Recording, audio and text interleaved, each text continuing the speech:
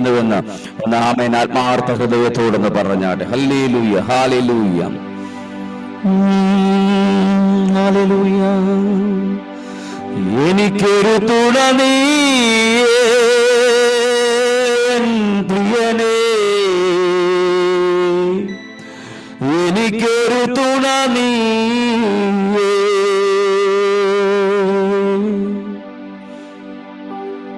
എനിക്കൊരു തുണ നീ,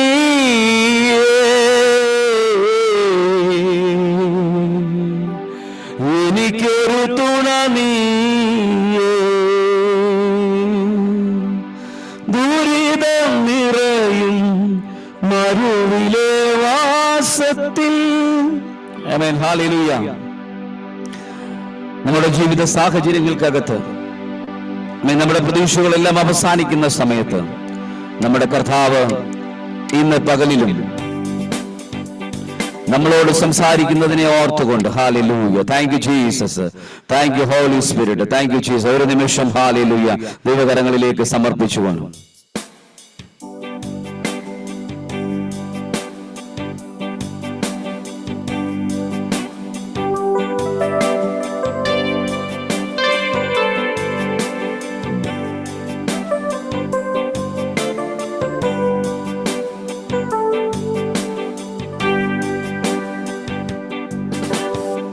എനിക്കൊരു തുണ നീയേ എൻ പ്രിയനേ, എനിക്കൊരു തുണ നീയേ, എനിക്കൊരു തുണ നീയേ പ്രിയനേ, എനിക്കൊരു തുണ നീയേ. ഇണയില്ലാക്കൊരു പ്രാവു പോൽ നരങ്ങുന്ന പ്രിയനിൽ ചേരുവാൻ, നാഥാ വരുവാൻ താമസമെങ്കിൽ വീഴാതെ നിർത്തേണമേ എന്നെ, വീഴാതെ നിർത്തേണമേ. നാഥാ വരുവാൻ താമസമെങ്കിൽ വീഴാതെ നിർത്തേണമേ എന്നെ, വീഴാതെ നിർത്തേണമേ. ചേർന്ന് പറഞ്ഞേ, എനിക്കൊരു തുണ നീയേ എൻ പ്രിയനേ, എനിക്കൊരു തുണ നീയേ, എനിക്കൊരു തുണ നീയേ എൻ പ്രിയനേ, എനിക്കൊരു തുണ നീയേ.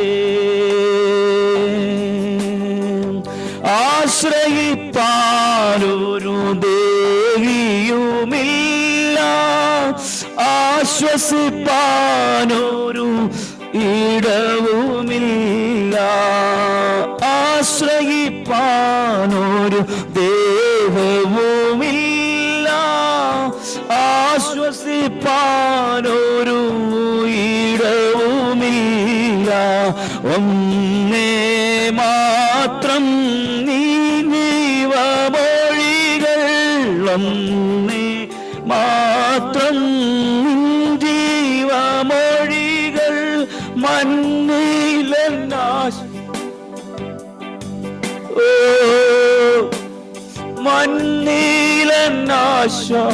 മണ്ണിലെന്നാശ്വാസമായി പ്രിയനേ, മണ്ണിലൻ. ഓ എനിക്കൊരു തുണ നീയേ എൻ പ്രിയനേ, എനിക്കൊരു തുണ നീയേ, എനിക്കൊരു തുണ നീയേ എൻ പ്രിയനേ, എനിക്കൊരു തുണ നീയേ. സിംഹത്തിൻ ഗുഹയെനിക്കേകിയാലും അഗ്നിയിലെന്നെ വലിച്ചെറിഞ്ഞ ചെറിഞ്ഞാലും സിംഹത്തിൻ ഗുഹ എനിക്കേകിയാലും അഗ്നിയിലെന്നെ വലിച്ചെറിഞ്ഞാലും ഉള്ളം കുലുങ്ങും പ്രതിസന്ധികളിൽ ഉള്ളം കലങ്ങും പ്രതിസന്ധികളിൽ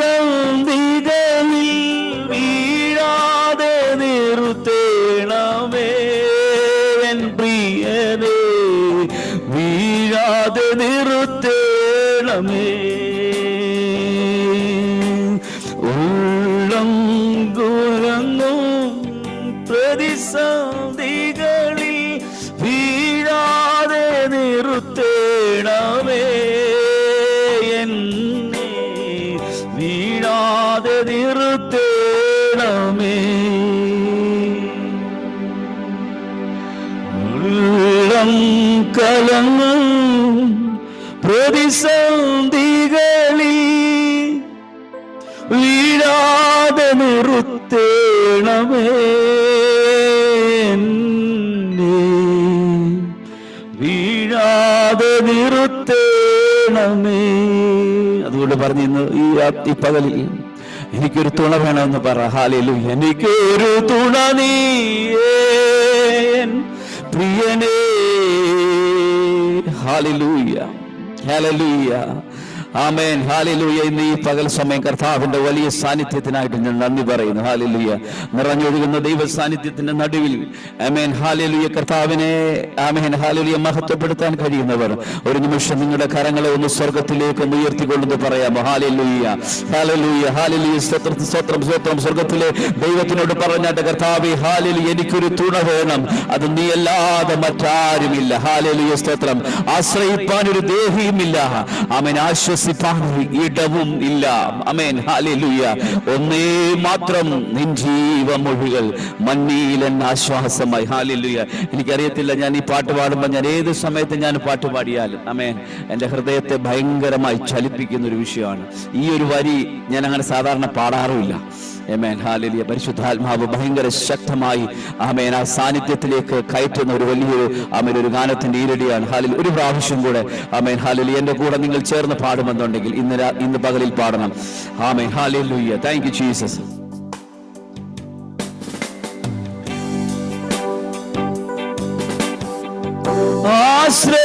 ആശ്രയിപ്പാനൊരു ദേഹവുമില്ല, ആശ്വസിപ്പാനൊരു ഇടവുമില്ല, ആശ്വസിപ്പാനൊരു ദേഹിയുമില്ല, ആശ്വസിപ്പാനൊരു ഇടവുമില്ല. ഒന്നേ മാത്രം നിൻ ജീവമൊഴികൾ ആശ്വാസമായി എന്നും മന്നിലെന്നാശ്വാസമായി.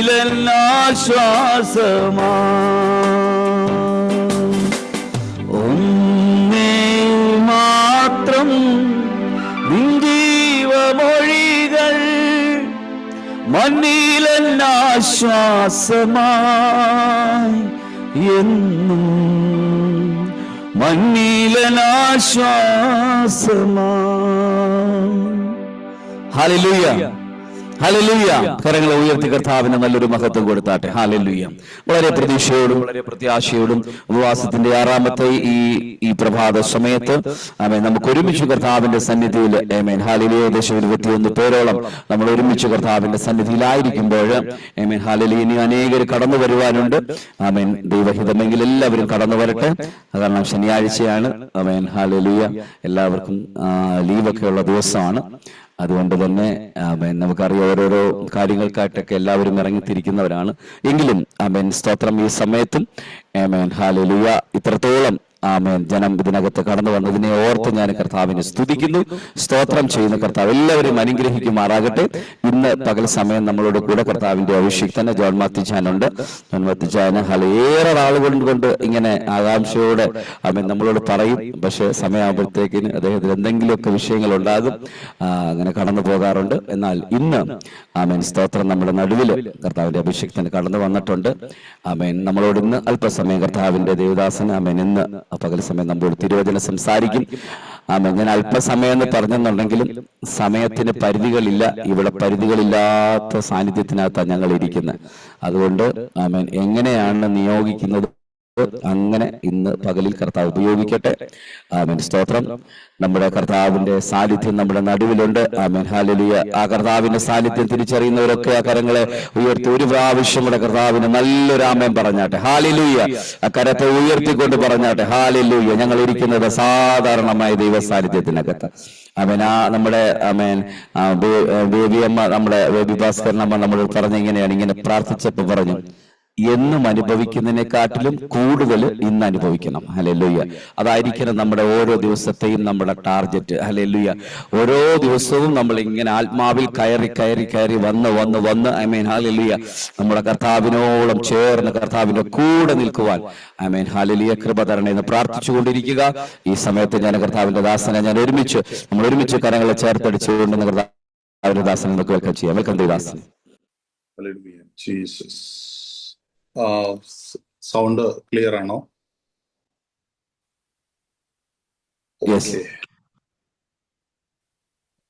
ഓക്കെ. അനുഗ്രഹിക്കപ്പെട്ട നല്ല സമയത്തിനായിട്ട് കർത്താവിനെ സ്തുതിക്കുന്നു. പല പ്രാവശ്യം ഞാൻ ജോസഫ് പാസ്റ്ററുമായിട്ട് സംസാരിക്കുമ്പോഴെല്ലാം പറഞ്ഞിട്ടുണ്ട്, അച്ചായ ഒരു മെസ്സേജ് കൊടുക്കുക. ഞാൻ പലപ്പോഴും ഏറ്റിട്ടുണ്ട്. പക്ഷെ എല്ലാം ആ തക്ക സമയമാകുമ്പോൾ എന്തെങ്കിലും കാരണങ്ങളാൽ പോയിക്കൊണ്ടിരിക്കുകയാണ്. എന്നാൽ ഞങ്ങൾ ഇന്നലെ ഇങ്ങനെ സംസാരിച്ചപ്പോൾ ഞാൻ പറഞ്ഞു, ബ്രദറെ ഞാനങ്ങ് കൊടുക്കാം. പക്ഷെ അത് നോക്കിക്കഴിഞ്ഞപ്പോൾ വൈകിട്ട് വീണ്ടും ഗസ്റ്റ് ഉണ്ട്. അപ്പൊ അവരുടെ ഇടയ്ക്ക് വെച്ചാണ് ഞാൻ രാവിലെ വിളിച്ചിട്ട് പറഞ്ഞു, ബ്രദർ കയറിക്കോണേ, എന്തെങ്കിലും ഇതുണ്ടെങ്കിൽ ഹാൻഡിൽ ചെയ്തോണം, പക്ഷെ എന്നാലും ഞാൻ മാക്സിമം ഞാൻ ട്രൈ ചെയ്യാം എന്ന് ഞാൻ പറഞ്ഞു. എനിവേ ദൈവം അനുവദിച്ചു, നിങ്ങളുടെ ഇടയിൽ ആയിരിക്കുന്നു. ദൈവം ധാരാളമായിട്ട് അനുഗ്രഹിക്കട്ടെ. ആദ്യമേ തന്നെ ഞാൻ പറയണേ, ഞാനൊരു വലിയൊരു പണ്ഡിതനോ ബൈബിൾ സംബന്ധിച്ച് വലിയ അറിവുള്ള ഒരു വ്യക്തിയല്ല. പ്രത്യേകിച്ചൊന്നും തന്നെ പ്രിപ്പയർ ചെയ്തിട്ടില്ല എങ്കിലും ദൈവം തരുന്ന ഓരോ കാര്യങ്ങൾ നമ്മളുമായിട്ട് ഷെയർ ചെയ്യാം എന്നാണ് ഞാൻ ആഗ്രഹിക്കുന്നത്.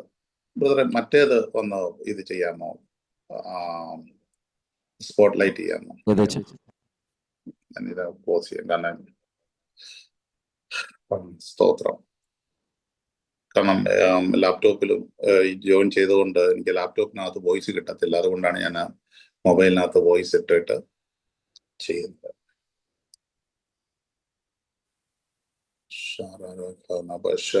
നമുക്ക് പ്രാർത്ഥിച്ചുകൊണ്ടേയിരിക്കാം.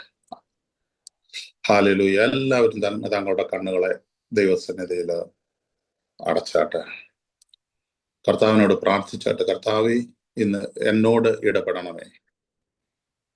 മാനുഷിക ശബ്ദമല്ല, ദൈവിക ശബ്ദം എന്ന് ഞങ്ങളെ കേൾപ്പിക്കണമേ എന്ന് എല്ലാവരും പ്രാർത്ഥിച്ചാട്ടെ. അന്യഭാഷകളിൽ സംസാരിച്ചാട്ടെ. ലാൻഷേ റിഖീമന ഹസ്തനാരികമന ബൗഡൽ ഘടക ലോഖോരികമനവ ശൽഘടക വൈഡാരകനക ശാന്തുകെ. അപ്പൊ അങ്ങയുടെ കരങ്ങളിലേക്ക് ഏൽപ്പിക്കുന്നു. ഹോളി സ്പിരിറ്റ്, അങ്ങയുടെ കരങ്ങളിലേക്ക് അടിയങ്ങളെ ഏൽപ്പിച്ചുകൊണ്ട് പ്രാർത്ഥിക്കുന്നു. അടിയന്റെ നാവോടുകൂടെ അങ്ങിരിക്കണം. അങ്ങയുടെ ജനത്തോട് സംസാരിക്കണം. അപ്പ ഒരു ഒരു ജഡവും പ്രശംസിപ്പാൻ ഇടവരുത്തരുത് എന്ന് പ്രാർത്ഥിക്കുന്നു. എല്ലാം അങ്ങയുടെ നാമം മഹത്വപ്പെടേണ്ടതിന് മാത്രം അങ്ങയുടെ കരങ്ങളിലേക്ക് സമർപ്പിക്കുന്നു. നെറ്റ്വർക്കിനെ എല്ലാം അങ്ങയുടെ കരങ്ങളിലേക്ക് ഏൽപ്പിക്കുകയാണ്.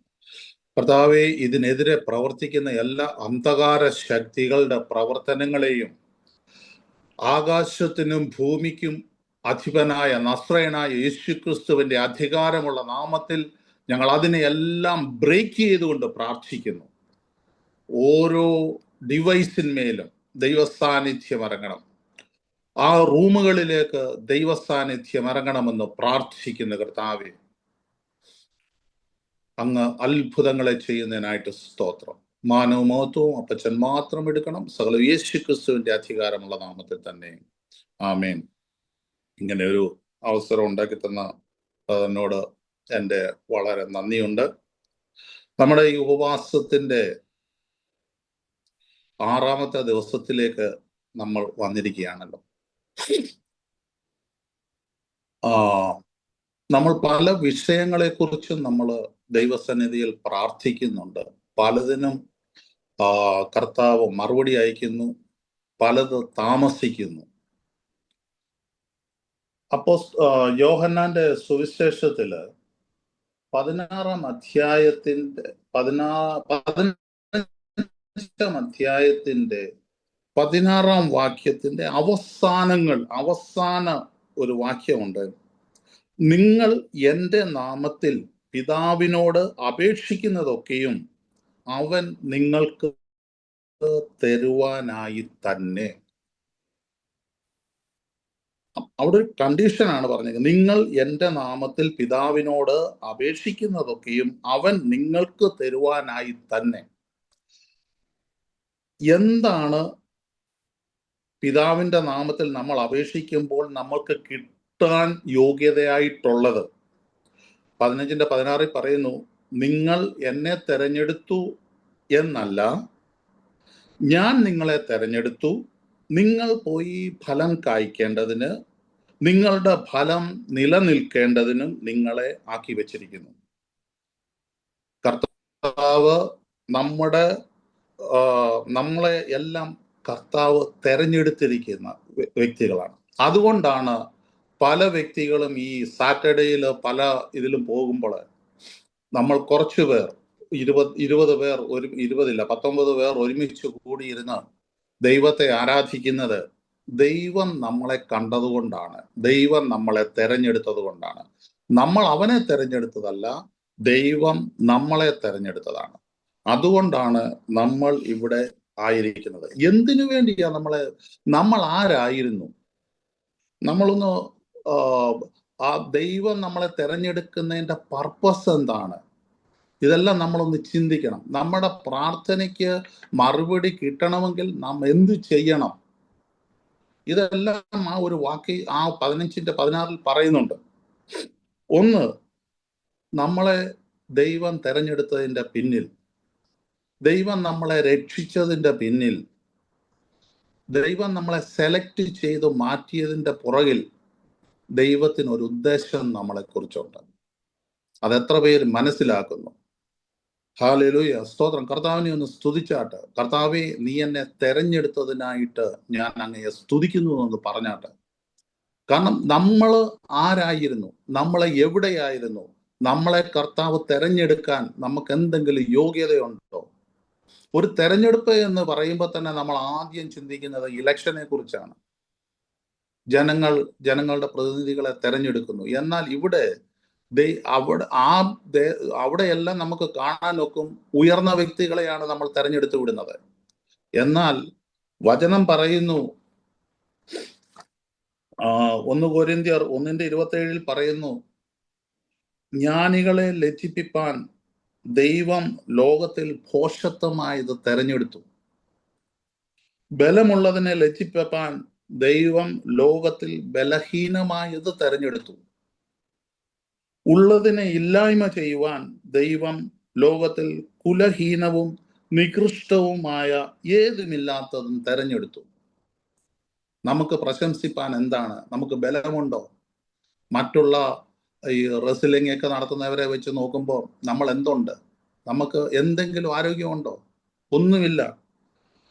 നമുക്ക് ജ്ഞാനമുണ്ടോ? നമുക്ക് മറ്റുള്ളവരെ കമ്പയർ ചെയ്ത് കഴിയുമ്പോൾ നമുക്ക് യാതൊരു ജ്ഞാനമോ അറിവോ ഒന്നും തന്നെ ഇല്ല. നമ്മുടെ കുടുംബ മഹിമ നമുക്ക് പ്രശംസിപ്പാൻ എന്താണുള്ളത്? ഒരു മഹിമയോ നമുക്ക് പ്രശംസിപ്പാനോ ഒന്നുമില്ലാത്ത നമ്മളെ ദൈവം തെരഞ്ഞെടുത്തു. എന്തിന്? അതിനെയെല്ലാം ലജ്ജിപ്പിപ്പാൻ.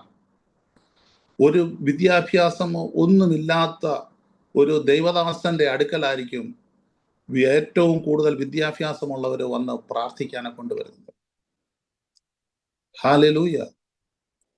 പല പ്രശംസിപ്പാനും പുകഴ്ച പറയുവാനും കഴിവുള്ളവരെ ഒരു പ്രശംസിപ്പാൻ കഴിവില്ലാത്ത ദൈവദാസന്മാരുടെ അടുക്കലേക്കാണ് പറഞ്ഞു വിടുന്നത്. ഇന്നലെ ഞാനും ബ്രദറും കൂടി ഇങ്ങനെ സംസാരിച്ചു കൊണ്ടിരുന്നപ്പോൾ ഇപ്പോൾ എല്ലാവരും PhD മറ്റതുമെല്ലാം എടുക്കുകയാണ്. ബൈബിൾ കോളേജിൽ പോയി പഠിച്ചെടുക്കുകയാണ്. ആരെക്കുറിച്ചാ പഠിക്കുന്നത്? പത്രോസ്, മുക്കുവനായ പത്രോസിനെ കുറിച്ച് പഠിച്ചിട്ട് പോയി ഹയർ ഗ്രാജുവേഷൻ എടുത്തോളാം. ഒന്നുമില്ലാത്ത, യാതൊരു നിവൃത്തിയുമില്ലാത്ത, ശരിക്ക് വസ്ത്രം പോലും ധരിക്കാത്ത, രാത്രി മുഴുവൻ പണി ചെയ്യുന്ന മുക്കുവനെ കുറിച്ച് പഠിച്ചിട്ട് വേണം ഇപ്പോൾ നിങ്ങൾക്ക് ഡിഗ്രി എടുക്കാൻ, PhD എടുക്കാൻ, ഡോക്ടറേറ്റ് എടുക്കാൻ. ജ്ഞാനികളെ ലജ്ജിപ്പിപ്പാൻ ദൈവം ജ്ഞാനമില്ലാത്ത എന്നെ തെരഞ്ഞെടുത്തു. അതിനായിട്ട് കർത്താവിനെ ഒന്ന് സ്തുതിച്ചാട്ട്. ബലം ഉള്ളതിനെ ലജ്ജിപ്പിപ്പാൻ ബലഹീനമായ എന്നെ കർത്താവ് തെരഞ്ഞെടുത്തു.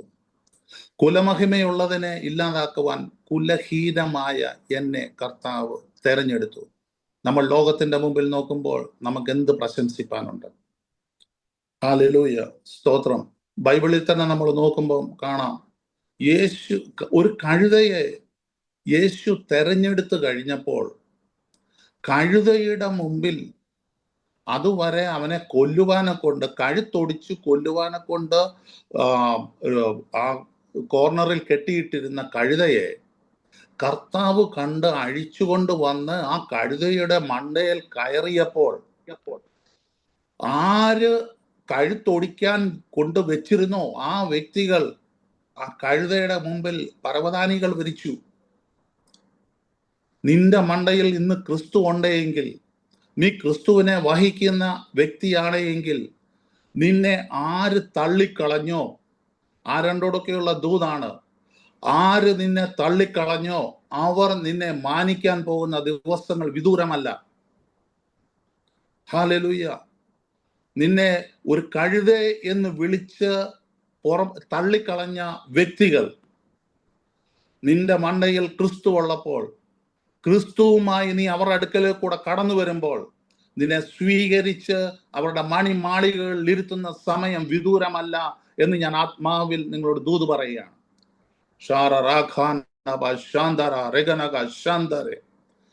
എൻ്റെ മക്കളെ, എൻ്റെ സഹോദരങ്ങളെ, എൻ്റെ അമ്മമാരെ, ദൈവത്തിന് നമ്മളെക്കുറിച്ചൊരു പ്ലാൻ ഉണ്ട്. ഒരു മൺപൊടിയെ കാണുമ്പോൾ തന്നെ നമ്മൾ വിചാരിക്കും അതൊരു മണ്ണാണല്ലോ, പൊടിയാണല്ലോ. എന്നാൽ ആ കുശവൻ ആ പൊടിയെ കാണുമ്പോൾ അവനൊരു സ്വപ്നമുണ്ട്. നമ്മൾ ചവിട്ടി മെതിച്ചു കളയുന്ന പൊടിയായിരിക്കാം, പക്ഷേ ദൈവം അതിനെ കണ്ടപ്പോൾ ആ പൊടിയെയല്ല ദൈവം കാണുന്നത്. ദൈവം കാണുന്നത് ഒരു വലിയൊരു മാനപാത്രത്തെയാണ്, ഒരു വെസലിനെയാണ് ദൈവം കാണുന്നത്. എന്നാൽ നമ്മൾ മാനുഷികമായിട്ട് നോക്കുമ്പോൾ അതൊരു പൊടിയായിരിക്കാം. എന്നാൽ കർത്താവ് ആ പൊടിയെ എടുത്ത് പണിയാനെ കൊണ്ട് തുടങ്ങിക്കഴിഞ്ഞാൽ കർത്താവിൻ്റെ സ്വപ്നമായ ആ വെസലിലേക്ക് മാറിക്കൊണ്ടിരിക്കുകയാണ് നമ്മൾ. അതിൻ്റെ പ്രോസസ്സ് എന്ന് പറയുന്നത് പോലെ എന്താണെന്ന് അറിയത്തില്ല ഇതിലേക്ക് കൊണ്ടുവന്നത്. ആ പ്രോസസ്സ് എന്ന് പറയുന്നതും ഒരു വല്ലാത്ത അവസ്ഥയിൽ കൂടെ നമ്മളെ കടത്തിവിടുന്നതാണ്. ഒരു കുശവൻ തൻ്റെ ആ പൊടിയെ എടുത്തു കഴിഞ്ഞാൽ ആദ്യമേ അതിനെ ഒന്ന് അരിച്ചെടുക്കും. വലിയ കല്ലുകളും കമ്പുകളും ആ അനാവശ്യമായിട്ടുള്ള വസ്തുക്കളെല്ലാം അതിൽ നിന്നും മാറ്റം ചെയ്യും. മാറ്റം ചെയ്തതിന് ശേഷം ആ കുശവൻ ആ പൊടിയെ എടുത്തിട്ട് ഒന്ന് വെള്ളം ഒഴിച്ചിട്ട് ഒന്ന് കുഴയ്ക്കുന്ന പരിപാടിയുണ്ട്. ഇടിക്കും, കുഴയ്ക്കും. ആ കുഴയ്ക്കുന്ന അവസ്ഥയാകുമ്പോൾ നമ്മൾ വിചാരിക്കും, എൻ്റെ ജീവിതം പോയി, ഞാൻ എൻ്റെ ദൈവത്തിൻ്റെ അടുക്കലേക്ക് വന്നപ്പോൾ എനിക്ക് ഇത്രയും ബുദ്ധിമുട്ടായി, പ്രയാസങ്ങളായി. കുഴയുന്ന അവസ്ഥ, നമ്മുടെ ജീവിതം കുഴയുന്ന അവസ്ഥ. എന്നാൽ ഒരല്പം കൂടെ കഴിഞ്ഞു കഴിയുമ്പം ഒന്ന് ശാന്തമായിട്ടൊന്നിരിക്കും, അതിനെ ആശ്വസിക്കും നമ്മൾ. തീർന്നു, കുഴപ്പമൊന്നുമില്ല. അത് കഴിയുമ്പോഴായിരിക്കും കുശവൻ ആ കുഴഞ്ഞ ആ മണ്ണിനെ എടുത്തിട്ട് അവന്റെ ആ ചക്രത്തിന്റെ മേളിലോട്ടൊന്ന് വെക്കും. വെച്ചിട്ട് ഒരു കറക്കം, ഒരു കറക്കത്തിന്റെ അവസ്ഥ നമ്മളിൽ വരുമ്പോൾ നമ്മൾ വിചാരിക്കുക നമ്മൾ തീർന്നു. എന്നാൽ ഒരു കാര്യം നമ്മൾ മനസ്സിലാക്കുക, ദൈവത്തിന്റെ കരം ആ മണ്ണിന്മേലുണ്ട്. ആ കുശവൻ ആ മണ്ണിനെ ആ ഷേപ്പ് വരുത്തണമെങ്കിൽ ആ ഒരു കറക്കിന്റെ ആവശ്യമുണ്ട്. ആരൊക്കെയോ ഇവിടെ ഇപ്പോൾ കറങ്ങിക്കൊണ്ടിരിക്കുന്ന ഒരു അവസ്ഥയിലാണ്. അവരോട് ദൈവം പറയുന്നു, നിങ്ങളെ ദൈവം തള്ളിക്കളയത്തില്ല. ആ കറങ്ങുന്ന അവസ്ഥയിൽ ആ പൊട്ടിക്കിച്ചു കളയാനെ കൊണ്ട് ദൈവം ഇടപെടത്തില്ല. എന്നാൽ ആ കുശവൻ തൻ്റെ കൈ ആ മണ്ണിനെ രൂപപ്പെടുത്തുമ്പോൾ കുശവന്റെ കൈ പുറത്ത് തന്നെയല്ല, ആ ഉള്ളിലേക്കും കുശവന്റെ കൈ ചെല്ലും. എങ്കിലേ ആ കറങ്ങുമ്പോൾ അതൊരു കറക്റ്റ് ഷേപ്പിലേക്ക് വരത്തുള്ളൂ. നിന്റെ പുറം മാത്രമല്ല, നിന്റെ അകത്തെ മുറിവുകളും കർത്താവ് തൻ്റെ കരങ്ങൾ കൊണ്ട് നിന്നെ സൗഖ്യമാക്കിക്കൊണ്ടിരിക്കുന്ന സമയമാണ്. ആ നിന്റെ കറക്കത്തിൽ നീ തീർന്നു പോകാനല്ല, നീ ഒരു നല്ലൊരു ദൈവത്തിന്റെ സ്വപ്നത്തിനനുസരിച്ചുള്ള ഒരു മാനപാത്രമാക്കി മാറ്റുവാനെ കൊണ്ടാണ് ആ ഒരു കറക്കം. എന്നാൽ അല്പം കൂടെ കറങ്ങി എല്ലാം കഴിഞ്ഞ് ഒരു ഷേപ്പ് വരുത്തി കഴിയുമ്പോൾ അതിനെ എടുത്ത് സ്വല്പം ചൂടിലോട്ടൊന്ന് വെച്ചൊന്ന് ഉണക്കിയെടുക്കും. ഉണക്കിയെടുത്ത് കഴിയുമ്പോൾ നമ്മൾ വിചാരിക്കും തീർന്നു, ഓക്കെ, എല്ലാം കഴിഞ്ഞ് ഞാനൊരു നല്ല ഷേപ്പായി. പക്ഷെ ആ ഷേപ്പുള്ള ആ വെസലും കൊണ്ട് യാതൊരു പ്രയോജനവുമില്ല. അതിനകത്തോട്ട് കുറച്ച് വെള്ളം ഒഴിച്ചാലോ അത് ഉടഞ്ഞു പോകും. അതിനെ എടുത്ത് അടുപ്പത്ത് വെച്ച് എന്തെങ്കിലും നമ്മൾ പാചകം ചെയ്യാൻ വെച്ചോ തീർന്നു പോകും, കാര്യം നടക്കത്തില്ല. എന്നാൽ അവസാനത്തെ ഒരു പ്രോസസ്സുണ്ട്. ഈ ഉണങ്ങിയിരിക്കുന്ന ആ ഷേപ്പ് വരുത്തി വെച്ചിരിക്കുന്ന ആ വെസലിനെ കുശവൻ എന്തുവാണ് അടുത്ത ചെയ്യുന്നത്? തീച്ചുളയ്ക്കകത്തോട്ടൊന്ന് വെക്കും. ആരൊക്കെയോ ആ തീച്ചുളയുടെ അനുഭവത്തിൽ കൂടെ കടന്നു പോകുന്ന ആരെയൊക്കെയോ ആ തീച്ചുളയുടെ ആ അവസ്ഥ മാറിക്കഴിയുമ്പോൾ മാത്രമേ നിന്നെ ദൈവത്തിന് പ്രയോജനപ്പെടുത്തുവാൻ കൊണ്ട് സാധിക്കത്തുള്ളൂ. ആ തീച്ചുളയുടെ അനുഭവം കഴിഞ്ഞ് നീ പുറത്തു വരുമ്പോഴേ നീ മറ്റുള്ളവർക്ക് പ്രയോജനപ്പെടുന്ന നല്ലൊരു പാത്രമായിട്ട് മാറത്തുള്ളൂ. ആ തീച്ചുളയുടെ അനുഭവത്തിൽ കൂടി വന്നെങ്കിൽ മാത്രമേ നിന്നെ ഷോക്കേസിൽ വെച്ച് അനേകർക്ക് നല്ലത് എന്ന് പറയത്തക്ക രീതിയിലുള്ള നല്ലൊരു വെസലാക്കി മാറ്റുവാനെ കൊണ്ട് കഴിയത്തുള്ളൂ. ജസ്റ്റ് ഒരു മൺപൊടിയായിട്ടിരുന്നു കഴിഞ്ഞാൽ നിന്നെ അതിന് യാതൊരു പ്രയോജനവുമില്ല. Hallelujah Jesus. ആരൊക്കെയോ ഈ തീച്ചുളയുടെ അവസ്ഥയിൽ കൂടി കടന്നു പോകുന്നു, ആരൊക്കെയോ ആ ചക്രത്തിന്റെ മേലിലുള്ള കറക്കത്തിൽ കൂടി കടന്നു പോകുന്നു. എന്നാൽ ആത്മാവിൽ ഞാൻ വിളിച്ചു പറയട്ടെ, ഇത് നിന്റെ അവസാനമല്ല.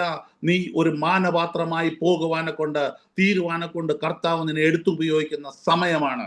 ഹല്ലേലൂയ. റാഖാന ബശാന്തര റീഗൽ ഘടക അന്തരി മന ഹസ്തൽ രഗനക ശാന്തരി. Glory Jesus. മറ്റുള്ളവരുടെ മുമ്പിൽ നമ്മൾ ബലഹീനരായിരിക്കാം, പക്ഷേ നമ്മൾ ആ കർത്താവിന്റെ കരത്തിലോട്ടൊന്ന് കയറിക്ക്, കർത്താവിനെ ഒന്ന് അനുവദിച്ച് നീ മാനപാത്രമായി തീരുവാനെ കൊണ്ട് പോവുകയാണ്. ഹല്ലേലൂയ.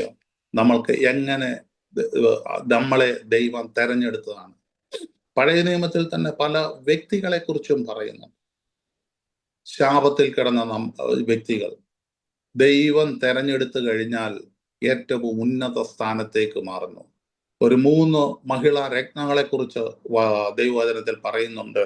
ഒന്ന് റാഹാബ് എന്ന വേശ്യ, 2 രൂത്ത് എന്ന മോവാബ്യ സ്ത്രീ, 3 താമാർ എന്ന വ്യക്തി, ആ സ്ത്രീ.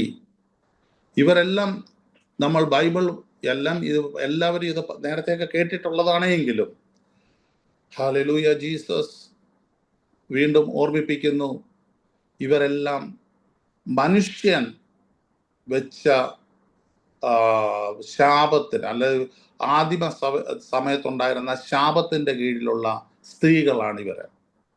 എന്നാൽ ദൈവത്തിന് വേണ്ടി പ്രയോജനപ്പെട്ടു കഴിഞ്ഞപ്പോൾ, ദൈവം അവരെ കണ്ടു കഴിഞ്ഞപ്പോൾ, മിരിയാമിനിരിക്കാൻ ഒക്കാത്ത സ്ഥലത്ത്, സാറായിക്കിരിക്കാൻ ഒക്കാത്ത സ്ഥലത്ത് ദൈവം ഈ 3 വ്യക്തികളെയും കൊണ്ടുവന്ന് വെച്ചിട്ടുണ്ട്. മത്തായിയുടെ സുവിശേഷം വായിക്കുമ്പോൾ തന്നെ ജീനിയോളജി, യേശു ക്രിസ്തുവിന്റെ വംശ പാരമ്പര്യത്തില് ഇന്നാറുടെ മകനായ ഇന്നാറുടെ മകളായ എന്നുള്ള പറഞ്ഞിരുന്നിടത്ത് ഈ 3 സ്ത്രീകളെയും നമുക്ക് കാണാൻ കൊണ്ടുപോകും.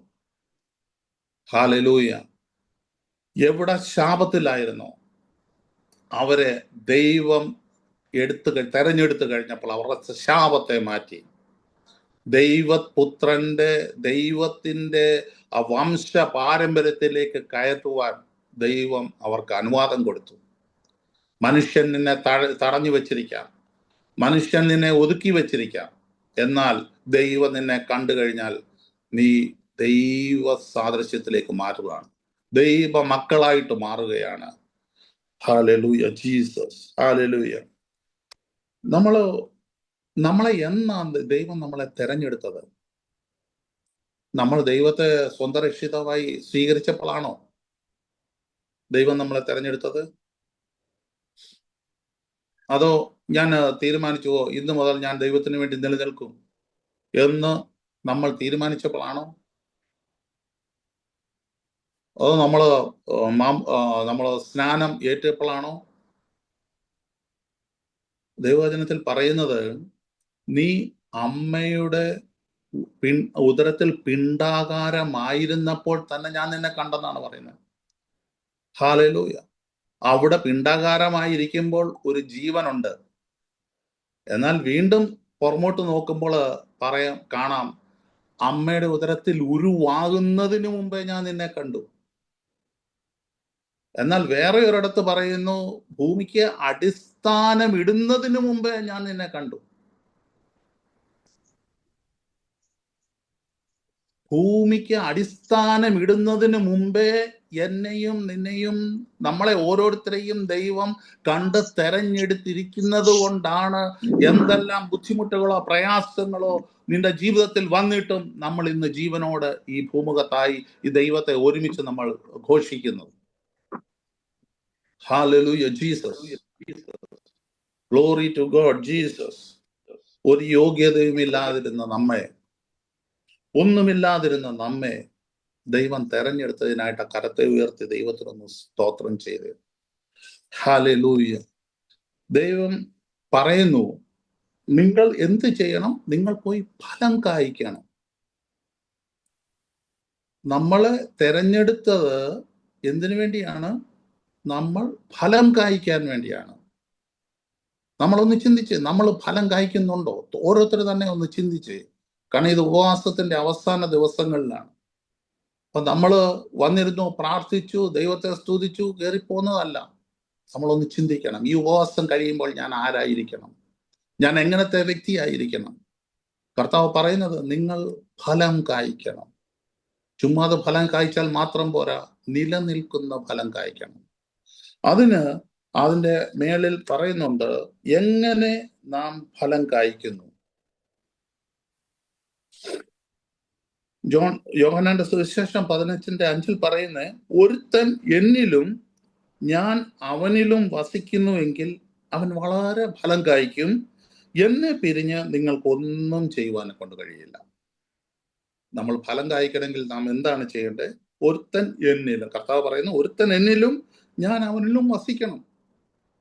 നമ്മൾ ക്രിസ്തുവിൽ വസിക്കാതെ നമ്മൾക്ക് ഫലം കായ്ക്കുവാനെ കൊണ്ട് കഴിയുകയില്ല. കർത്താവിനെ പിരിഞ്ഞ് നമുക്ക് ഒന്നും ചെയ്യുവാനെ കൊണ്ട് കഴിയില്ല. നമ്മൾ ഫലം കായ്ക്കണമെങ്കിൽ നമ്മൾ ക്രിസ്തുവിൽ ആയിരിക്കണം. ദൈവം നമ്മളെക്കുറിച്ച് ആഗ്രഹിക്കുന്ന ഒരു വലിയ കാര്യമുണ്ട് കേട്ടോ. നമ്മൾ ക്രിസ്തുവുമായിട്ട് എപ്പോഴും സദാസമയം നമ്മൾ ക്രിസ്തുവുമായിട്ട് ചേർന്നിരിക്കാനെ കൊണ്ടാണ് ദൈവം ആഗ്രഹിക്കുന്നത്. പുത്രനായ യേശു ക്രിസ്തു മാത്രമല്ല, പിതാവായ ദൈവവും അതാണ് ആഗ്രഹിക്കുന്നത്. കാരണം ഉൽപ്പത്തി പുസ്തകത്തിൽ ആദാമിനെ ഹവ്വായെയും സൃഷ്ടിച്ചതിന് ശേഷം എല്ലാ ദിവസവും വെയിലാറുന്ന സമയത്ത് കർത്താവ് ഇറങ്ങി വരും, ദൈവം ഇറങ്ങി വരുന്നു. എന്തിന്? തൻ്റെ മക്കളോടുകൂടെ സമയം ചെലവഴിക്കാൻ. എന്നാൽ അന്ന് തുടങ്ങിയതാണ് പിശാച് മനസ്സിൽ കൊണ്ടിട്ടത് കൊണ്ട് കർത്താവിന്റെ സന്നിധിയിൽ നിന്ന് ഒളിച്ചോടിയത്. നമ്മളും അങ്ങനെ തന്നെയല്ലേ? നമുക്ക് എത്ര നേരം കിട്ടുന്നുണ്ട് ദൈവവുമായിട്ടൊന്ന് അടുത്തിരിക്കാൻ? നമ്മുടെ സെക്യുലർ ലൈഫിൽ നമ്മൾ ക്രിസ്തുവുമായിട്ട് അടുത്തിരിക്കുന്നുണ്ടോ? നമ്മൾ ദൈവമക്കളായ നമുക്ക് ഒരു ക്രിസ്തീയ ജീവിതമെന്നോ അല്ലാത്ത ജീവിതമെന്നോ ഒന്നും ഇല്ല. ഒരേ ഒരു ജീവിതമേ ഉള്ളൂ, ക്രിസ്തീയ ജീവിതം. നമ്മൾ എവിടെയായിരിക്കുന്നോ, നമ്മൾ ഭവനത്തിലായിരിക്കുന്നോ, നമ്മുടെ ജോലി സ്ഥലങ്ങളിലായിരിക്കുന്നോ, അതേപോലെ നമ്മുടെ മറ്റുള്ള ഇടപെടലുകളിലാണോ, എല്ലായിടത്തും ക്രിസ്തുവിനെ നമ്മൾ മറ്റുള്ളവർക്ക് കാണിക്കുന്നവരായിരിക്കണം. നമ്മളെ കാണുമ്പോൾ തന്നെ പറയണം, he is different, he is different. നമ്മൾ മറ്റുള്ളവരിൽ നിന്നും വ്യത്യസ്തരാണ്. നമ്മൾ കർത്താവിനെ സ്നാനത്തിൽ കൂടി കർത്താവിനെ സാക്ഷീകരിച്ചിരിക്കുമ്പോൾ തന്നെ നമ്മൾ അവിടെ ചെയ്യുന്നത് നമ്മൾ ക്രിസ്തുവിനെ ധരിക്കുകയായിരുന്നു.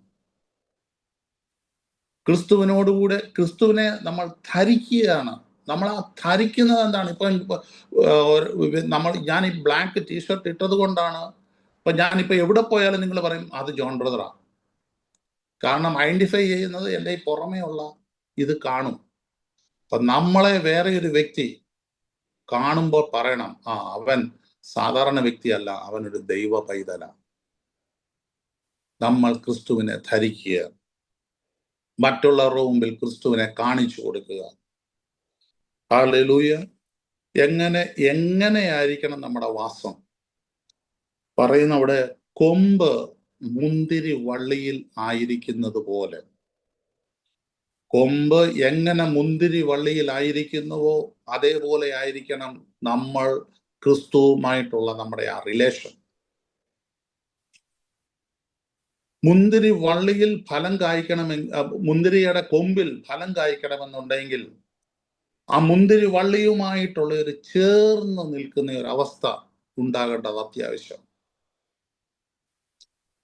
അവിടെ പ്രത്യേകം പറഞ്ഞ് ഇൻസെപ്പറബിളിന, സെപ്പറേറ്റ് ചെയ്യാനെ കൊണ്ട് സാധിക്കാത്ത, ആർക്കും പിടിച്ചു പറിച്ചു കൊണ്ടുപോകുവാനെ കൊണ്ട് കഴിയാത്ത ഒരു റിലേഷൻ. പൗലോസ് അപ്പോസ്തലൻ അവിടെ ഒരിടത്ത് പറയുന്നുണ്ട്, ക്രിസ്തുവിന്റെ സ്നേഹത്തിൽ നിന്ന് എന്നെ വേർപിരിക്കുന്നത് ആര്? റോമർ 8:35 അത് പറയുന്നത്. കഷ്ടതയോ, സങ്കടമോ, ഉപദ്രവമോ, പട്ടിണിയോ, നഗ്നതയോ, ആപത്തോ, വാളോ, ഇതിനൊന്നും എന്നെ ക്രിസ്തുവിന്റെ സ്നേഹത്തിൽ നിന്നും വേർപെടുത്തുവാനെ കൊണ്ട് സാധിക്കത്തില്ല. ഹല്ലേലൂയ. നമ്മുടെ ജീവിതത്തിൽ പല പ്രതിസന്ധികൾ വന്നാൽ, ചിലപ്പോൾ നമ്മൾക്ക് പല പ്രയാസങ്ങൾ വരുമ്പോൾ നമ്മൾ വിചാരിക്കും, ഞാൻ ഇത്രയും നാള് ദൈവത്തോട് കൂടി ഇന്ന് പ്രാർത്ഥിച്ചു, ഒന്നും കിട്ടുന്നില്ല. പ്രാർത്ഥിക്കാതിരുന്ന സമയത്ത് എനിക്ക് എല്ലാം കിട്ടുമായിരുന്നു. ഉപദ്രവങ്ങൾ, ഭവനത്തിൽ നിന്നുള്ള ഉപദ്രവങ്ങൾ, സഹോദരന്മാരിൽ നിന്നുള്ള ഉപദ്രവങ്ങൾ, പല പ്രലോഭനങ്ങൾ അവരിൽ നിന്നും കിട്ടും. ഇവൻ ഞാൻ സ്നാനപ്പെട്ട സമയത്ത് പോലും എൻ്റെ പിതാവും എനിക്കെതിരായിരുന്നു. എൻ്റെ പിതാവിനോട് ചോദിച്ചതാണ്, എടാ മോനെ നമുക്ക് ഒരുമിച്ച് കിടക്കണ്ടേ? മർത്തോമയുടെ വലിയ ആൾക്കാരായിരുന്നു.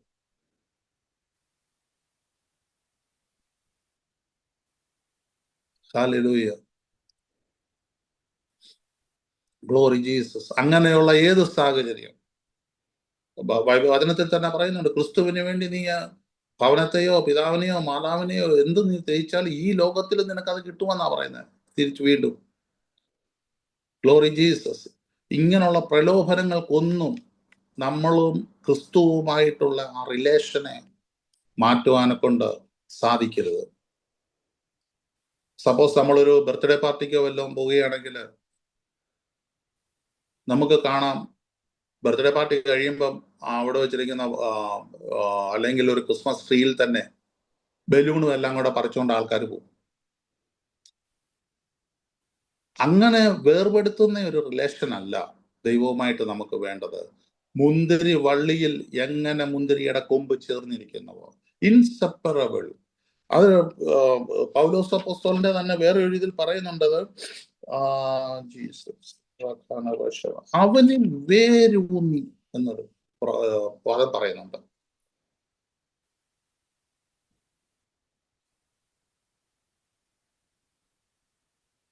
അവനിൽ വേരൂന്നുക. നമ്മുടെ റൂട്ട് എവിടെയായിരിക്കണം? നമ്മുടെ വേരെവിടെയായിരിക്കണം? നമ്മുടെ വേര് ക്രിസ്തുവിലായിരിക്കണം. നമ്മുടെ ആ അടിസ്ഥാനം ക്രിസ്തുവിലായാൽ ഈ പറഞ്ഞ ഒന്നിനെ നമ്മളെ എടുത്തുകൊണ്ട് പോകാനെ കൊണ്ട് സാധിക്കത്തില്ല ക്രിസ്തുവിന്റെ സ്നേഹത്തിൽ നിന്നും. ആ വിതക്കാരന്റെ കാര്യം പറയുന്നുണ്ട്. വിതയ്ക്കുന്നവൻ വിതച്ചതെല്ലാം ഒരേ വചനമാണ്. ചിലത് പാറസ്ഥലത്ത് വീണു, വേരില്ലാഞ്ഞതുകൊണ്ട് അത് ഉണങ്ങി. ചിലത് വഴിയരികിൽ വീണു, കിളികൾ വന്ന് എടുത്തുകൊണ്ട് പോയി. ചിലത് മുള്ളിനിടയിൽ വീണു, അത് മുള്ള് അതിനെ ഞെരിച്ചു കളഞ്ഞെന്നാണ്.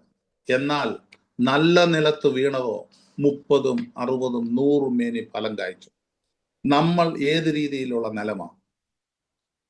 നല്ല നിലമാണോ അതോ പാറസ്ഥലമാണോ? നല്ല നിലമാണോ അതോ മുള്ളിനിടയിലാണോ? മുള്ളിനിടയിലാണെങ്കിൽ പോലും ആ മുള്ളുകൾക്ക് നമ്മളെ ഞെരിക്കുവാനെ കൊണ്ട് അനുവദിക്കരുത്. നമ്മളെ ആ ക്രിസ്തുവിന്റെ സ്നേഹത്തിൽ നിന്ന് മാറ്റുവാനെ കൊണ്ട് നമ്മളെ അനുവദിക്കരുത്. ഞാൻ പലപ്പോഴും മീറ്റിങ്ങിനിടയ്ക്ക് കണ്ടിട്ടുണ്ട്, നമ്മൾ പ്രാർത്ഥിക്കുമ്പോൾ നമ്മൾ എപ്പോഴും പ്രാർത്ഥിക്കുന്നത്, കർത്താവേ അഭിഷക്തന്റെ വായോടുകൂടി ഇരിക്കണമേ, ദൈവവചനം ഞങ്ങളെ കേൾപ്പിക്കണേ.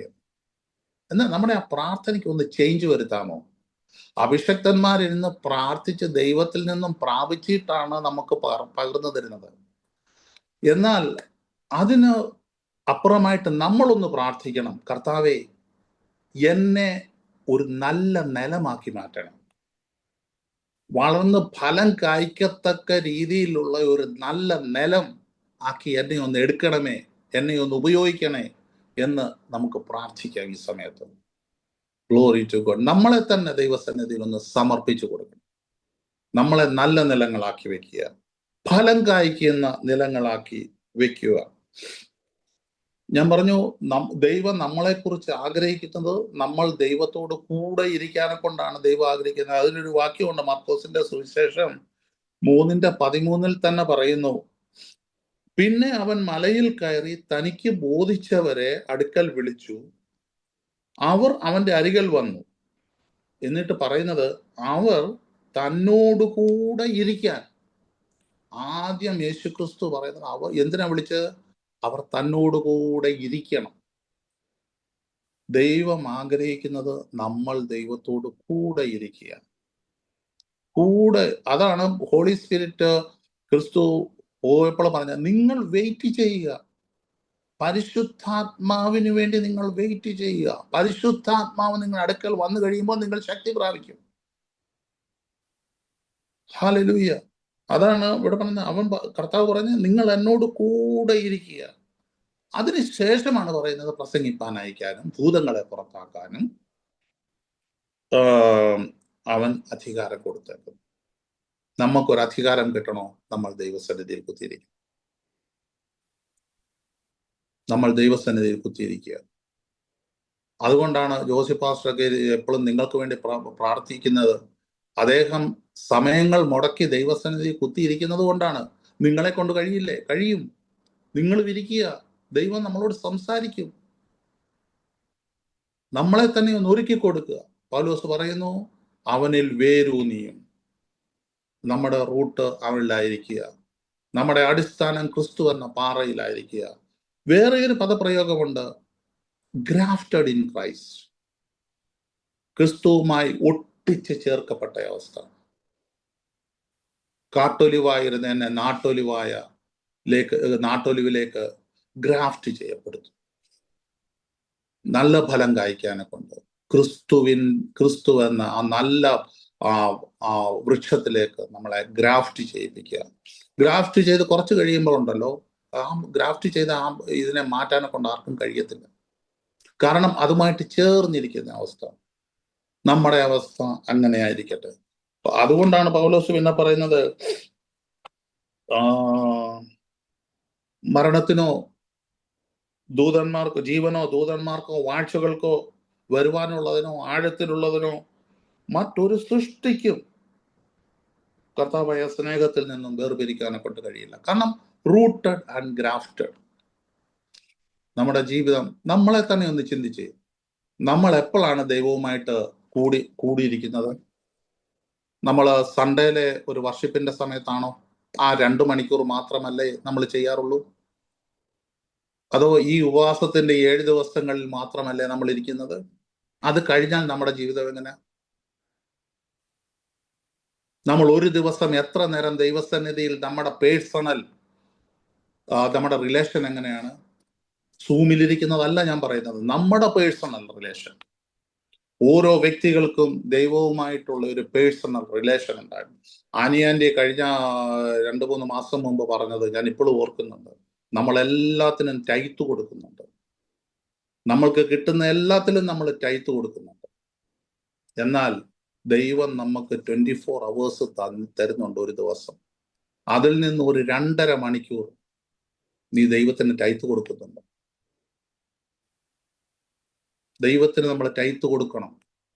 നിനക്ക് കിട്ടുന്ന സമ്പത്തിൽ നിന്ന് മാത്രമല്ല, ദൈവം നിനക്ക് തന്ന സമയത്തിൽ നിന്നും, ദൈവം നിനക്ക് തന്ന ഏത് ടൈമാണോ ആ ടൈമിലും നീ ടൈത്ത് കൊടുക്കാൻ ബാധ്യസ്ഥനാണ്.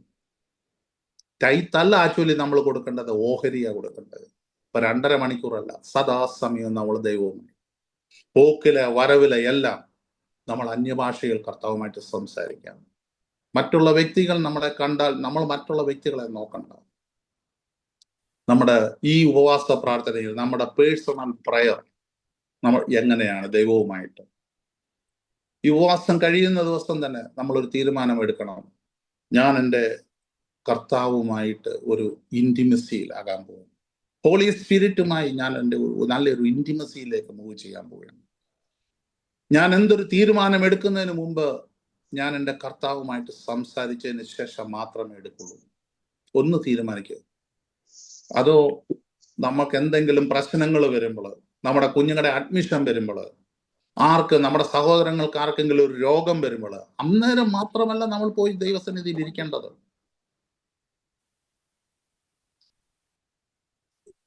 നമ്മുടെ ആവശ്യം വരുമ്പോൾ മാത്രമല്ല നമ്മൾ പോയി ദൈവസന്നിധിയിൽ ഇരിക്കേണ്ടത്. അതിനു മുമ്പ് സദാസമയവും നമ്മൾക്ക് ദൈവവുമായിട്ടുള്ള ആ ഒരു ബുദ്ധിമുട്ടോ പ്രയാസമോ കൂടാതെ നമുക്ക് സംസാരിക്കണമെങ്കിൽ, ദൈവവുമായിട്ട് സംസാരിക്കണമെങ്കിൽ, നിന്റെ ആവശ്യം ദൈവത്തോട് പറയണമെങ്കിൽ നീ ദൈവവുമായിട്ടുള്ള ഇൻറ്റിമസിയിലാണ്. ഞാനും ജോസ് ബ്രദറും കൂടെ എല്ലാം മിക്കവാറും ഉള്ള കാര്യങ്ങളെല്ലാം ഷെയർ ചെയ്യും. എന്താണ്, ഞങ്ങൾ പല സമയത്തും മീറ്റിങ്ങുകളിൽ എപ്പോഴും കയറാനൊത്തില്ല എങ്കിലും അല്ലാത്ത സമയത്ത് ഞങ്ങൾ കമ്മ്യൂണിക്കേറ്റ് ചെയ്യാറുണ്ട്. എൻ്റെ കാര്യങ്ങളോ അദ്ദേഹത്തോട് പറയാം, അദ്ദേഹത്തിന്റെ കാര്യങ്ങൾ എന്നോട് പറയും. ഞങ്ങൾ അങ്ങോട്ടും ഇങ്ങോട്ടും കമ്മ്യൂണിക്കേറ്റ് ചെയ്യുന്നത് കൊണ്ട് ഏത് സമയത്തും എനിക്ക് ജോസ് ബ്രദറിന്റെ അടുക്കൽ വിളിക്കാം. അതേപോലെ ആയിരിക്കണം നമ്മുടെ റിലേഷൻ, നമ്മളും നമ്മുടെ കർത്താവുമായിട്ടുള്ള റിലേഷൻ ഏത് സമയവും. Glory to God Jesus. എന്തോ കർത്താവ് ആരെയൊക്കെയോ മനസ്സിനെ ടച്ച് ചെയ്തുകൊണ്ടിരിക്കുകയാണ്. ഇന്നൊരു തീരുമാനം എടുക്കുക. അപ്പ ഞാൻ കളയുന്ന വേസ്റ്റ് ആക്കുന്ന സമയം, യൂട്യൂബിൽ ഞാൻ ഒത്തിരി വേസ്റ്റ് ആക്കുന്ന സമയം, ഇൻസ്റ്റഗ്രാമിൽ ഞാൻ വേസ്റ്റ് ആക്കുന്നു, മറ്റുള്ള വ്യക്തികളുമായിട്ട് സംസാരത്തിൽ, അനാവശ്യ സംസാരങ്ങളിൽ ഞാൻ വേസ്റ്റ് ആക്കുന്ന സമയം, കർത്താവിനോട്, കർത്താവെ ഇന്ന് ക്ഷമ ചോദിക്കുക, സറണ്ടർ ചെയ്ത് ദൈവസന്നിധി. നിന്റെ ഏത് ബുദ്ധിമുട്ടുകളായാലും, എന്ത് ബുദ്ധിമുട്ടുകളായാലും കർത്താവ് അത് മാറ്റിത്തരും. കർത്താവുമായിട്ട് റിലേഷനിലാകുക, ഫലം കായ്ക്കുക. നമുക്ക് ഏതെല്ലാം രീതിയിൽ ഫലം കായ്ക്കും, അനേക കാര്യങ്ങളിൽ നമുക്ക് ഫലം കായ്ക്കും. നമ്മൾ ഈ വേസ്റ്റ് ചെയ്യുന്ന സമയം മറ്റുള്ളവർക്ക് വേണ്ടിയിരുന്നൊന്ന് പ്രാർത്ഥിച്ചേ, മറ്റുള്ളവരുടെ ബുദ്ധിമുട്ടും പ്രയാസവും നമ്മുടേതാക്കിയെടുത്തൊന്ന് പ്രാർത്ഥിച്ചേ.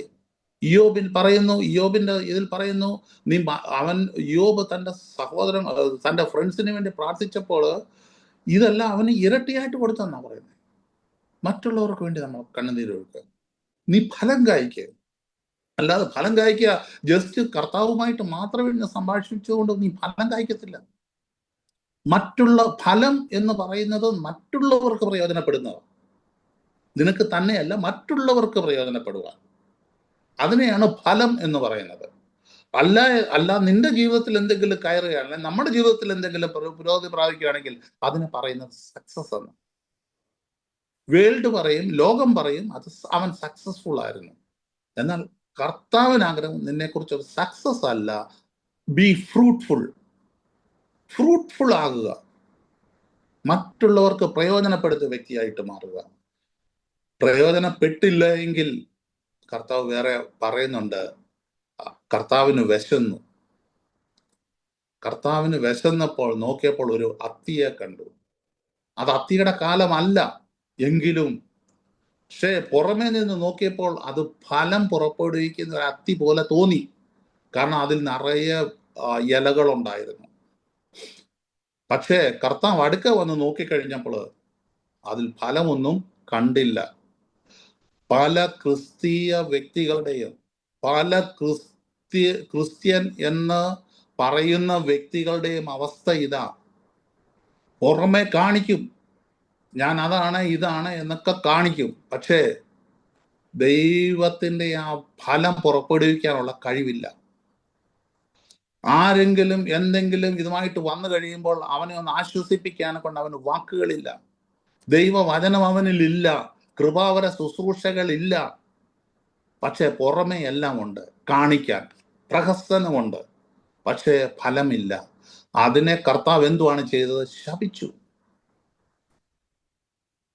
നമ്മൾക്കാർക്കും അങ്ങനത്തെ ഒരു ശാപം ഏൽക്കാതെ ഇരിക്കട്ടെ. ഫലം കായ്ക്കുക, വിശക്കുന്നവന് കൊടുക്കുക.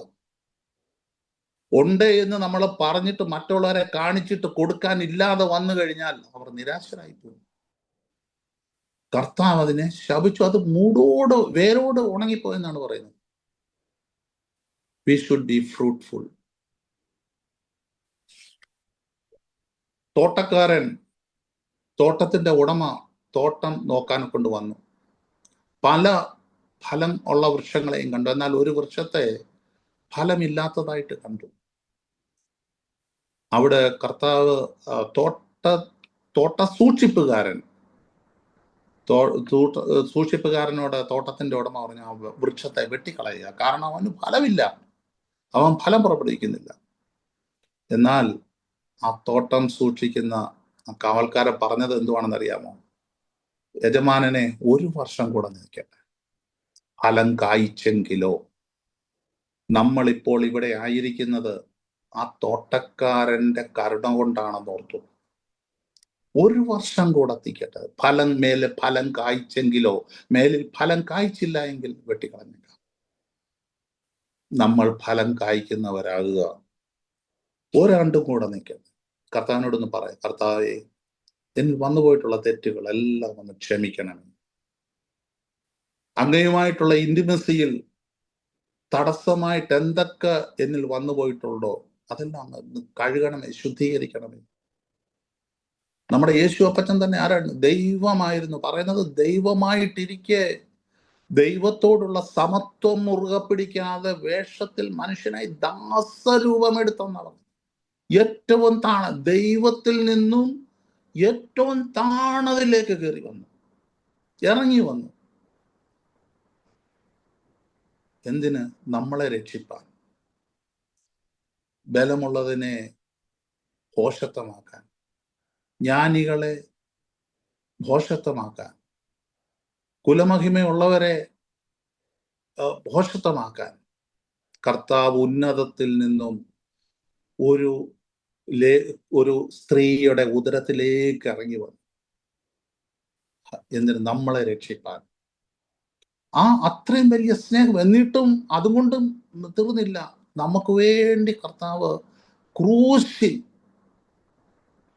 കണ്ടാലോ ആളെന്ന് പറയുവാനെ കൊണ്ടൊക്കാത്ത രീതിയിൽ നിനക്ക് വേണ്ടി, നമുക്ക് വേണ്ടി അവൻ അടിയേറ്റു.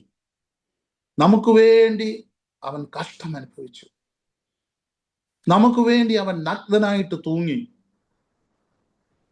പാട്ടുണ്ടല്ലോ, കണ്ടാലോ ആളറിയുകയില്ല. ഉഴവുചാലുകൾ പോലെ. നമ്മളിപ്പോ ഇവിടെയൊക്കെ കാണുന്ന ക്രൂശിൽ കിടക്കുന്ന രൂപമല്ല. കണ്ടാൽ ഒരാളാണെന്ന് പറയാത്ത അവസ്ഥയിലേക്ക് ക്രിസ്തു അനുസരണമുള്ളവനായിട്ട് നമ്മൾ ദൈവസന്നിധിയിൽ നമ്മളെ തന്നെ സമർപ്പിക്കണം. അപ്പാ, ഞാൻ എന്നെ തന്നെ സറണ്ടർ ചെയ്യുന്നു. എന്നെ ഒന്ന് കഴുകണമേ, എന്നെ ഒന്ന് ശുദ്ധീകരിക്കണമേ, എന്നെ ഫലം കായ്ക്കുന്ന ഒരു വൃക്ഷമാക്കി മാറ്റണമേ. അങ്ങയുടെ സന്നിധിയിലേക്ക് ഏൽപ്പിക്കുന്നു. എല്ലാവരും തങ്ങളുടെ കണ്ണുകളെ അടച്ചട്ടെ. Glory to God Jesus. അപ്പാ, അങ്ങ് ഞങ്ങളോട് സംസാരിച്ചതിനായിട്ട് സ്തോത്രം. ഞങ്ങൾ അങ്ങയുടെ സന്നിധിയിലേക്ക് അടുത്തു വരുന്നു. ഹാബേലിന്റെ രക്തത്തെക്കാൾ ഗുണകരമായി സംസാരിക്കുന്ന പുണ്യാഹ രക്തം എന്റെ മേൽ ഇന്നൊന്ന് ഒഴിക്കണമേ. നിന്റെ പാപം രക്താംബരത്തേക്കാൾ കടുംചുവപ്പായിരുന്നാലും ഹിമത്തേക്കാൾ വെണ്മയാക്കുവാൻ കഴിവുള്ള ആ രക്തം എൻ്റെ മേലൊന്ന് ഒഴിക്കണമേ, എൻ്റെ ഉച്ചി മുതലുള്ള കാല് വരെ എന്നെ ഒന്ന് കഴുകണമേ. പ്രാർത്ഥിച്ചാട്ടെ. ഈ ഉപവാസം കഴിയുമ്പോൾ നമ്മൾ ഒരു പുതിയ ലെവലിലേക്ക് മാറണം. നമ്മൾ പ്രാർത്ഥന റിക്വസ്റ്റ് കൊടുക്കുന്നവരായിട്ടല്ല, അനേകർക്ക് വേണ്ടി പ്രാർത്ഥിക്കുന്ന വ്യക്തികളായിട്ട്, ഒരു മാനപാത്രമായിട്ട്, അനേകരുടെ ആശ്വാസമായിരിക്കുന്ന ഒരു വെസലായി, ഒരു ഫ്രൂട്ടായി നമ്മൾ എന്നെ എടുത്ത് ഉപയോഗിക്കണമെന്നൊന്ന് പ്രാർത്ഥിച്ചിട്ടുണ്ട്. കർത്താവേ, ഇവിടെ കൂടി വന്നിരിക്കുന്ന എല്ലാ വ്യക്തികളെയും അങ്ങയുടെ കരകളിലേക്ക് ഏൽപ്പിച്ചുകൊണ്ട് പ്രാർത്ഥിക്കുക. ഈ വചനം നല്ല നിലത്തു വീണ വചനമായിട്ട് അത് മാറട്ടെ. Glory Jesus. എൻ്റെ നാമത്തിൽ പിതാവിനോട് അപേക്ഷിക്കുന്നതൊക്കെയും നിങ്ങൾക്ക് തരുവാനായിട്ട്, കർത്താവെ, പ്രാർത്ഥനകൾക്ക് ഉത്തരം കിട്ടുവാനായിട്ട് കർത്താവെ ഞങ്ങൾ സമർപ്പിക്കുന്നു. ഞങ്ങളെ അനുഗ്രഹിച്ചാട്ടെ. നല്ല ഫ്രൂട്ട്ഫുള്ളായി ഉള്ള വ്യക്തികളായി, പുരുഷമായിട്ട് ഞങ്ങളെ എടുത്തുപയോഗിക്കണമേ. യേശു ക്രിസ്തുവിന്റെ നാമത്തിൽ തന്നെ. ആമേൻ, ആമേൻ. ഇത്രയും സമയം അനുവദിച്ചു തന്ന ജോസ് ബ്രദറിനോടും മറ്റുള്ള എൻ്റെ എല്ലാ സഹോദരങ്ങളോടും എൻ്റെ അമ്മച്ചിമാരോടുമുള്ള നന്ദി അറിയിക്കുന്നു. ദൈവം നമ്മളെ ഓരോരുത്തരെയും അനുഗ്രഹിക്കട്ടെ. ആമേൻ. ജീസസ്.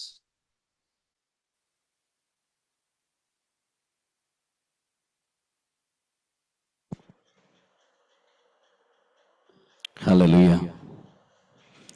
Thank you. ദേവദാസനെ ധാരാളമായിട്ട് അനുഗ്രഹിക്കട്ടെ.